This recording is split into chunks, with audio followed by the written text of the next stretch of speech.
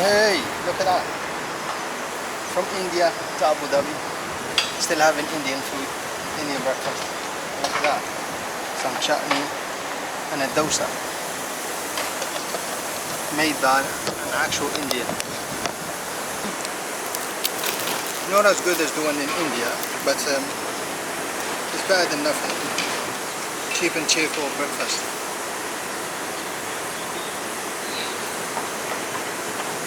Lovely stuff. So just like this, I'm just about to make my way to the airport. Got about an hour in Abu Dhabi. It's been lovely to visit here. The weather has been really hot, about 40 degrees in here. But I made most of my time. Went to the beach, had a splash, and had some lovely food. You will see that on my socials. Met some nice people. But it's time to reflect on the 14 days on the road. So upon reflecting on the start of my journey, being on the road for 14 days, my trip started on Sunday the 11th of May 2025.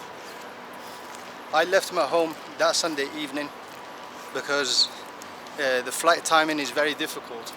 So I had to literally sleep in the airport. Got to the airport about 1 o'clock. My flight was not till 6 o'clock. I had a little snooze in the airport, and from there went through security and all sorts. When we got through security, my flight was due, and my first flight was to Bucharest.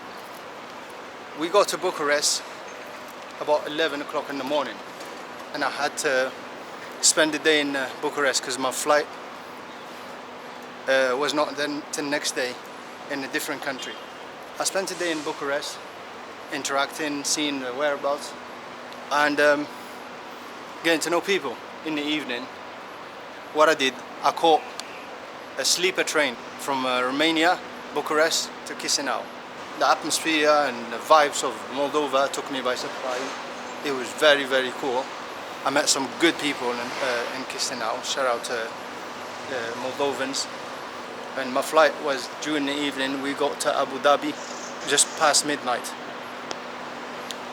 When we got to Abu Dhabi, I only had like a couple of hours to spend in Abu Dhabi, so I got ready for the next flight and caught the flight to Mumbai. When I got to Mumbai early in the morning, I spent a day touring Mumbai and exploring the city. The people of Mumbai were very kind. They're very friendly. The food, the atmosphere, the vibes, the people, everything works well. After that, we spent a night in Mumbai. The next day, we had a second day in Mumbai. That vlog is already up. If you haven't seen it, go and check it out. In the evening, we had a flight to New Delhi. The atmosphere of New Delhi again was hectic. It was very humid. I got into a hotel eventually after a couple of hiccups. Went to the wrong area. It was like around 3 o'clock in the morning when we got to New Delhi. Next day, found me a friendly driver. You'll see him on my vlog. Keep an eye out for that vlog too. This driver helped me through the day, and I met up with him the next day. The same driver took me to the airport. New Delhi was good as well. From New Delhi, I was going to go to Sri Lanka, but I had a change of heart. So I went to Kathmandu instead, Nepal. I was very excited for that. When we got to Kathmandu, oh my God. From the minute we stepped into the airport to the minute we stepped into the city and the hotel, everyone was welcoming and kind. I spent 2 days in Kathmandu.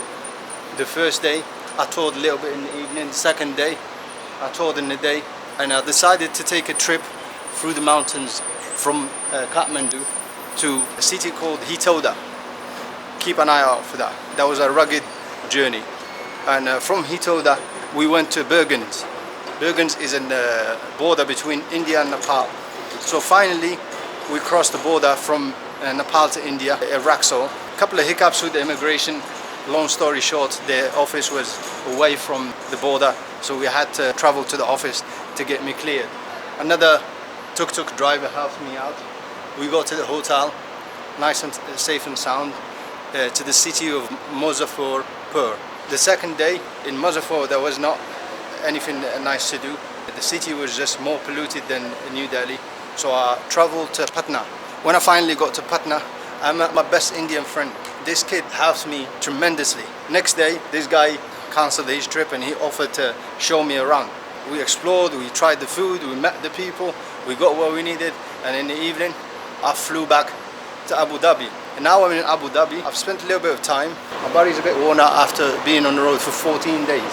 The next stop from Abu Dhabi will be Hungary. If you have any questions, shoot me a message on Instagram. But this is the recap of my trip over the 14 days period.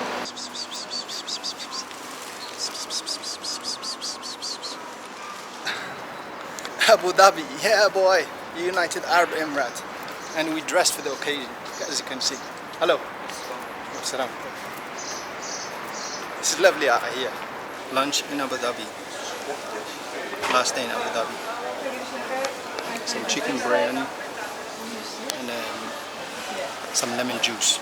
Good afternoon everyone, wherever you are. Currently I'm in Abu Dhabi airport, stranded because my airline won't check me in.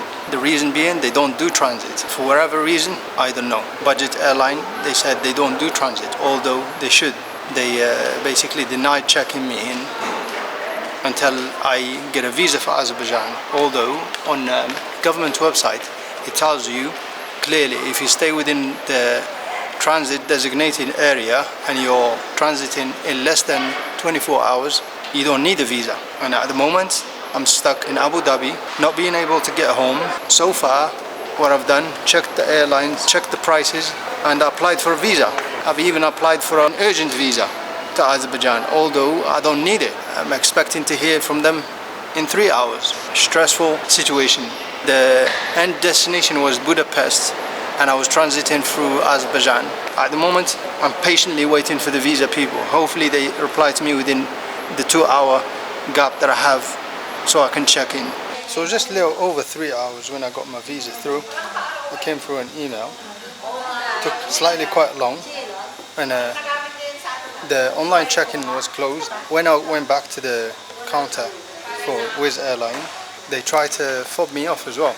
I told the person on the counter that the reason that I've not checked in online because of this visa thing, and he said because it took too long, come back and see me an hour later. So I'd have to come back and see him just before the gate shut, and my options are they either have a seat for me, although I got a ticket, I should be allowed a seat.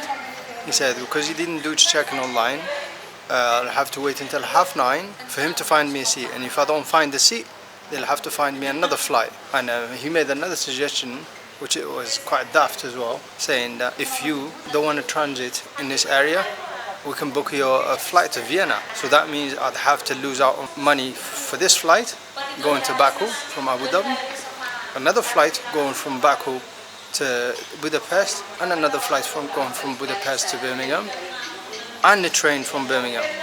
So he basically offered to ruin my whole plan. He thinks money grows on trees.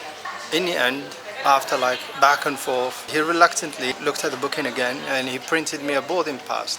So I got through in the end. I almost got stranded here, and it cost an arm and a leg, a lot of money to get home from here. So for now, signing off. Thank you for tuning in.